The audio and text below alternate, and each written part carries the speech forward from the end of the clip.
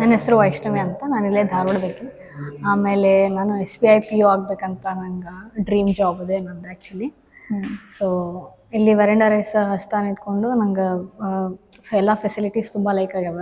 ಅಂದ್ರೆ morning class ಇರುತ್ತೆ, next circles ಇರುತ್ತೆ, ಆಮೇಲೆ ಟೆಸ್ಟ್ ಇರುತ್ತಲ್ಲ. ಸೊ ಹಾಗಾಗಿ ನಾವು ಎಲ್ಲ ಡೌಟ್ಸ್ನು ಕ್ಲಿಯರಾಗಿ ಕ್ಲಾರಿಫೈ ಮಾಡ್ಕೋಬೋದು. ಅಂದರೆ ಎಕ್ಸಾಮ್ಸ್ ಕೊಡ್ತೀವಲ್ಲ ನಾವು, ಎಕ್ಸಾಮ್ಸ್ ನಮಗೆ ಭಾಳ ಹೆಲ್ಪ್ ಆಗ್ತಾವೆ. ಮಾರ್ಕ್ ಟೆಸ್ಟ್ ಕೊಡೋದಾಯಿತು, ಮತ್ತು ಸ್ಯಾಟರ್ಡೇಗೊಮ್ಮೆ ವೀಕ್ಲಿ ಟೆಸ್ಟ್ ಅಂತ ಇರ್ತಾರಲ್ಲ, ಅದರಲ್ಲಿ ನಮ್ಗೆ ಭಾಳ ಹೆಲ್ಪ್ ಆಗ್ತದೆ. ಅಂದರೆ ಬೇರೆ ಕಡೆ ಕಂಪೇರ್ ಮಾಡಿದ್ರೆ ಅಲ್ಲಿ ಕಂಟಿನ್ಯೂಸ್ ಕ್ಲಾಸಸ್ ಇರ್ತಾವೆ. ಹಂಗೆ ಇಲ್ಲಿ ಏನಂದರೆ ಫಸ್ಟು ಕ್ಲಾಸಸ್ ಆದಮೇಲೆ ನಮ್ಗೆ ಅದ್ರ ಮೇಲೆ ಡೌಟ್ಸ್ ಇದ್ದರೂ ನಮ್ಗೆ ಸರ್ಕಲ್ಸ್ ಒಳಗೆ ಕ್ಲಿಯರ್ ಆಗ್ತಾವೆ. ಮತ್ತು ಸರ್ಕಲಲ್ಲಿ ಡಿಫ್ರೆಂಟ್ ಕ್ವೆಶನ್ಸ್ನ ನಾವು ನೋಡ್ಬೋದು.